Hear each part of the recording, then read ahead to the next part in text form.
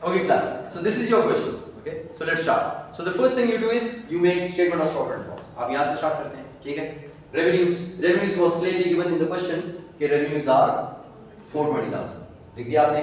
Cost of sales. Cost of sales के लिए आपको working note डालना पड़ेगा. ठीक है. तो आप इस तरह कीजिए कि आप एक पेज, सेकंड पेज पे फाइनेंशियल पोजीशन, थर्ड पेज पे statement of changes in owners equity, चौथे पेज पे आप लिखते हैं वर्किंग वन. ठीक है. इस तरह कर दिया है. मतलब दरान में भी सही है, लेकिन फिर वो बड़ा वो हो जाएगा ना, नीट नहीं होगा, इतना अच्छा नहीं होगा. So working one, this is working one. Cost of sales. Cost of sales का फॉर्मूला आपको पता है, ओपनिंग स्टॉक ठीक plus purchases. So opening stock would be the first day. So this is inventory 1 January 2024. ये आ गया plus purchases. Purchases once again are given to you. Purchases 280,000 minus closing. Closing normally additional में आपको given होता है. Dates आपने याद से देखनी है, गौर से देखनी है कि मसला ना हो. इस क्वेश्चन में डेट बड़ी सिंपल थी. फर्स्ट से स्टार्ट हो रहा है और फिर दिसंबर में खत्म हो रहा है. जनवरी और दिसंबर, बहुत आसान था. ठीक है. So your closing inventory 31 December 2024 was valued at 45 million. 45 million. ये सारी चीजें मैं लिख रहा हूं ट्रिपल जीरोस हटाकर, तो इस वजह से इसमें भी 3 जीरोस हटा दें, तो इसको मैं लिख दूंगा 45,000. ठीक है. ये गलती नहीं करनी, ये एक लड़के ने सिर्फ की थी, या लड़की ने, पता नहीं, मुझे याद नहीं, सिर्फ एक ने. ओके, कर दिया आपने 273,000. कुछ लोग यहाँ पे रुक गए, किसी ने यही यहाँ पर लिख दिया, वो भी सही है. If you assume that these depreciations are non manufacturing. ठीक है. लेकिन हम अज्यूम कर लेते हैं कि मैन्युफैक्चरिंग है, क्योंकि मैन्युफैक्चरिंग कंपनी है, वहां पे लिखा हुआ है टेक्सटाइल पार्क टेक्सटाइल्स, तो इसका मतलब ये है कि वो चीजें बनाता है. मुझे लगा ये चीजें बनाता है. ठीक. तो मैंने डेप्रिसिएशन यहाँ पर ऐड कर दी. डेप्रिसिएशन दो किस्म की डेप्रिसिएशन थी आपके पास. ऊपर देखें, लैंड को तो डेप्रिशिएट करना नहीं, बिल्डिंग 120,000, प्लांट एंड इक्विपमेंट 180,000, और दोनों के रेट्स आपको गिवन थे एडिशनल इंफॉर्मेशन के अंदर, which is 5% and 10%. So you need to take 5% of building which is 120,000, 6,000, 10% of 180,000, 18,000. इसको बीच में ऐड कर दें 297,000. 297,000 is your, sorry, 297,000 is your cost of sales. अगर किसी ने ये तो ऐड नहीं की यहाँ पर, तो वो यहाँ पर नीचे कर देगा. बात एक ही है, ये एंड फिगर सबका सेम आएगा 76. ठीक है. ओसीआई का नहीं तो नेट इनकम 56, ये सबका सेम आएगा. ओके, आगे चलते हैं.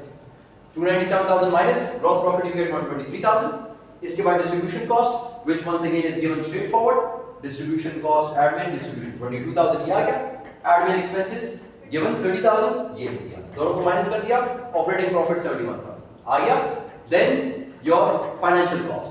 फाइनेंशियल कॉस्ट आपके पास कितनी आ रही थी? आपने एक लोन लिया हुआ है. लोन कितने का है? 10% का. 10% उसका इंटरेस्ट रेट है जो कि गिवन है आपको. ठीक. लोन कब लिया? 1 जनवरी को, और पूरा साल गुजर गया. पूरा साल गुजर गया, इसका मतलब पूरे साल का इंटरेस्ट चार्ज करना है. इंटरेस्ट चार्ज करें 5%, 10%, 5,000, 71 minus 5, 66. Profit before tax.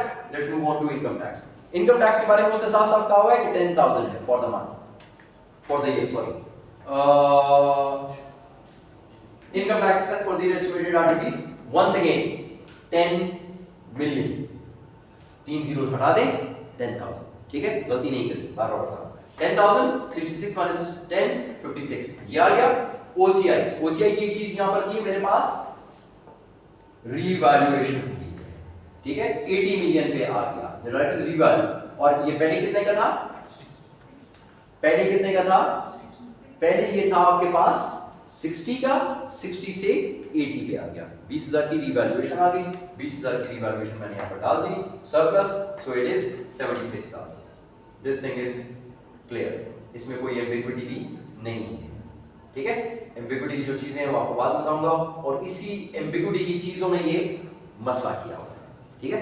वो जो दो चीजें एम्बिग्विटी की हैं उसने ये मसला किया. Okay, let's move on to the next one. Statement of financial position. Financial position सबसे पहले assets, net current assets, property plant equipment. इसका नोट करना पड़ेगा. ठीक. प्रॉपर्टी प्लांट इक्विपमेंट पे नोट कीपर आ जाए. नोट में मैंने आपको बताया था कि इसमें ओपनिंग, एडिशंस, डिलीशंस, मतलब कोई चीजें ऐड हो रही है तो वो रिवैल्यूएशन सरप्लस समझने के लिए ऐड हो रहा है. कोई नई चीजें आपने खरीदी है उसको वहां पे लिख देंगे. माइनस एक्यूमुलेटेड डेप्रिसिएशन आपने लिखनी है, डेप्रिसिएशन एक्सपेंस लिखना है. ये सारी चीजें आपने यहाँ पर लिखनी है. आपके पास 3 किस्म के एसेट्स हैं. ठीक है. यहाँ पर आपके पास एक है लैंड, आपके पास एक है बिल्डिंग, और एक है आपके पास प्लांट एंड इक्विपमेंट. ठीक. ओके, सबसे पहले कॉस्ट. कॉस्ट क्या क्या चीजें हैं आपके पास? लैंड की कॉस्ट है 60,000, बिल्डिंग की cost is 120,000 and property and equipment की कॉस्ट इज 180,000। ये हो गया। इसके बाद इनके ऊपर जो अब तक डेप्रिसिएशन हुई है वो और जो इस साल होगी वो दोनों लिखेंगे। तो आप एक्यूमुलेटेड अलग लिख दें और डेप्रिसिएशन अलग लिख दें ताकि आप गलती ना करें, ठीक है। या अगर एक साथ लिखते हैं, साथ लिखते हैं आपकी मर्जी है, लेकिन फिर उसमें ये फिगर नहीं आएगा क्योंकि ये फिगर मुझे चाहिए था उस जगह पे 22,000 जहां पे मैंने डेप्रिसिएशन 6,000 18,000 यहां पे चाहिए, ठीक है। इसलिए ये नोट भी पहले से आपने बनाया होता था। ओके, सो 60,000 इसके अंदर कोई लैंड है, कोई डेप्रिसिएशन नहीं। इसका एक चीज यहां पर आई थी रीवैल्यूएशन सरप्लस, इसमें रीवैल्यूएशन सरप्लस आया था 20,000 का, तो ये टोटल या एंडिंग फिगर इसकी आ गई 80,000। ये हो गया। अब आ जाए बिल्डिंग के ऊपर। बिल्डिंग के ऊपर अब तक जितनी डेप्रिसिएशन हुई है दैट इज 24,000 और इस साल कितनी हुई 6,000, ठीक। रीवैल्यूएशन कोई नहीं, सो 120 - 24 - 6 आपके पास आ जाएगा 90,000।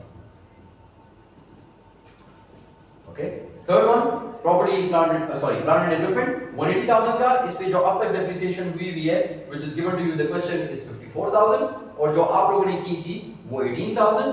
तो इन दोनों को इसमें से माइनस कर दें, कोई रिवैल्यूएशन नहीं, तो आपके पास आ जाएगा 108,000 और इन सब का टोटल कर दें ताकि मैं अपने स्टेटमेंट ऑफ फाइनेंशियल पोजीशन में लिख सकूं व्हिच इज इक्वल टू 278,000।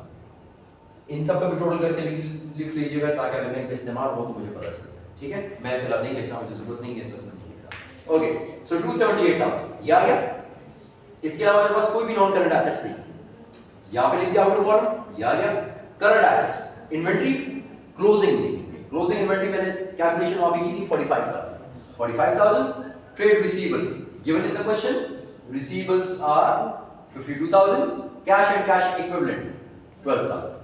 इसके अंदर 120,000 का कैश एंड कैश इक्विवेलेंट उसने कहा कि ऑलरेडी एडेड है, क्वेश्चन ने कहा था, यही क्वेश्चन ने लिखा हुआ, ठीक है। एम्बिग्यूटी जो मैं आपसे कर रहा हूं एम्बिग्यूटी, इस वजह से आपकी बैलेंस शीट में 1,20,000 का फर्क स्ट्रेट अवे आ रहा है, ठीक है। ये क्वेश्चन की स्टेटमेंट गलत है।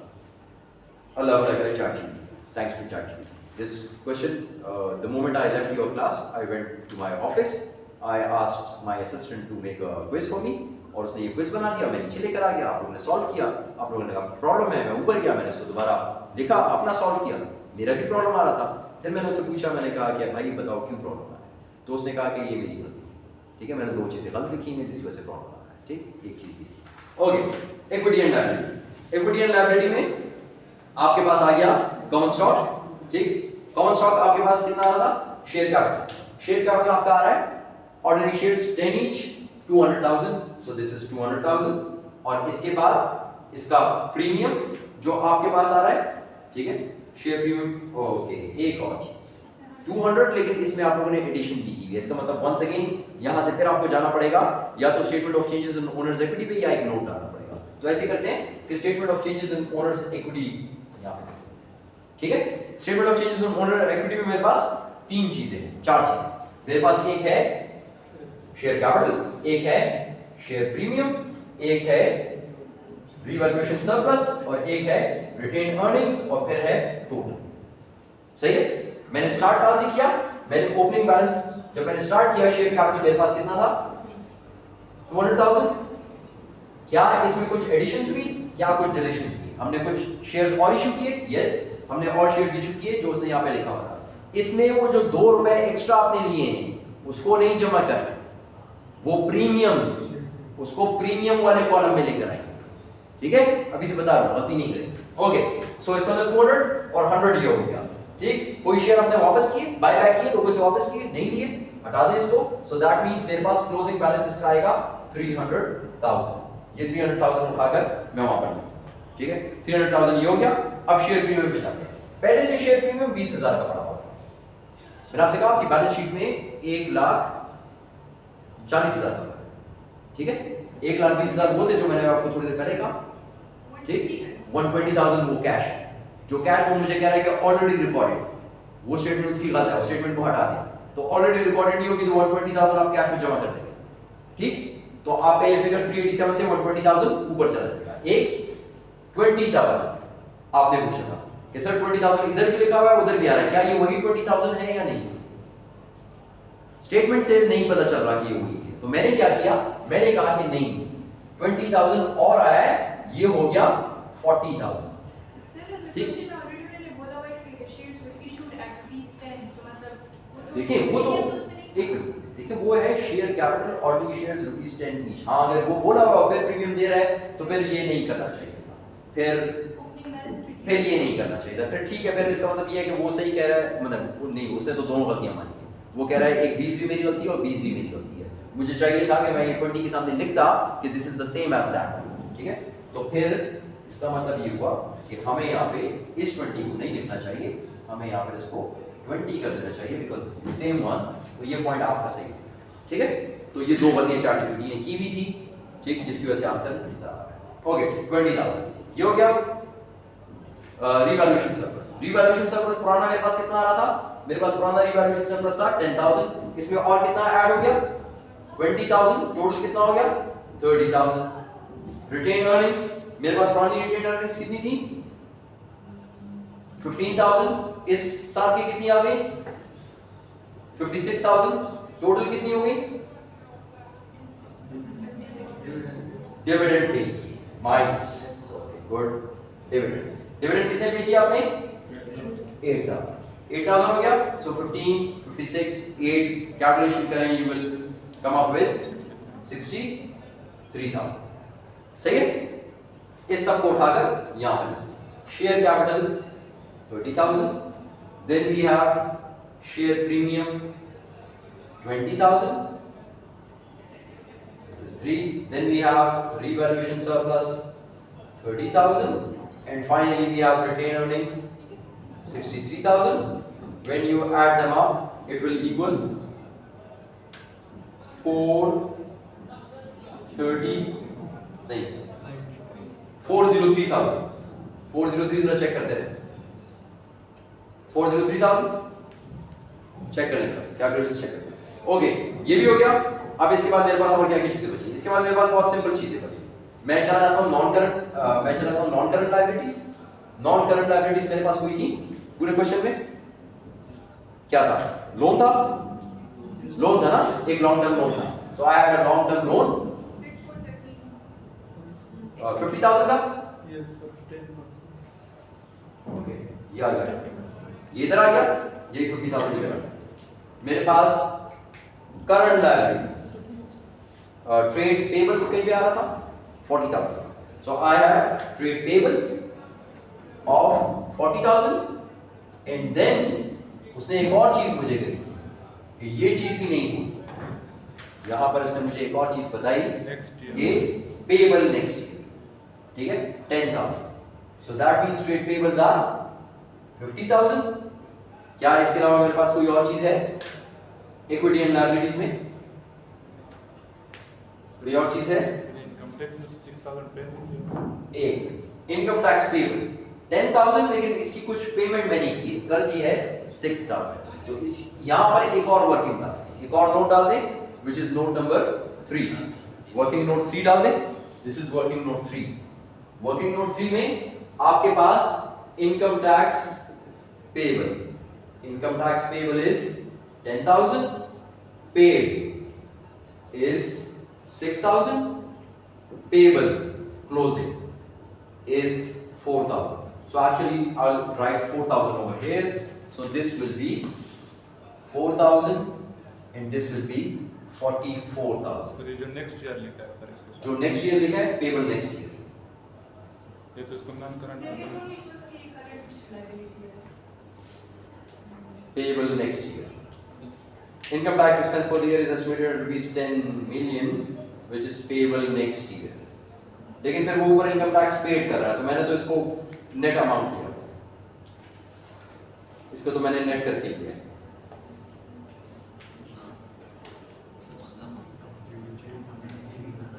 I've taken it net कि वो जो 6,000 उसने पे किया है वो यहां से पे।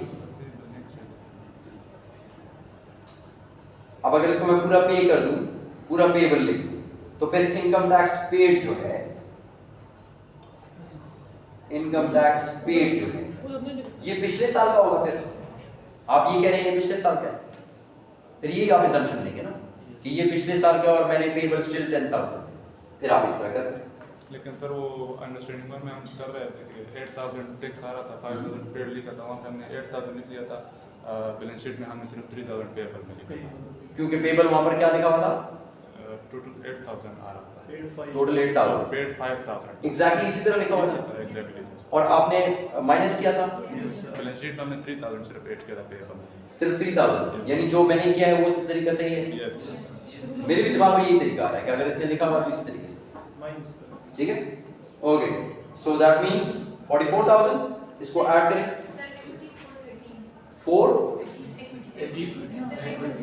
इक्विटी इज 430, सॉरी 430, और टोटल कितना आ रहा है? 194। ये तो 5 से ऊपर चला जाएगा जी। 507 का 507, ओके 507 का सेम नहीं आ रहा? एक लाइन जो हमने यहां पे लिखी हुई थी,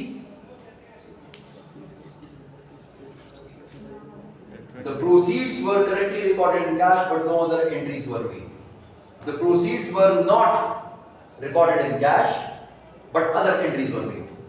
इस तरह से तो फिर सही है। प्रोसीड अगर कैश में रिकॉर्ड नहीं हुई तो आप लोग कैश को क्या कर देंगे?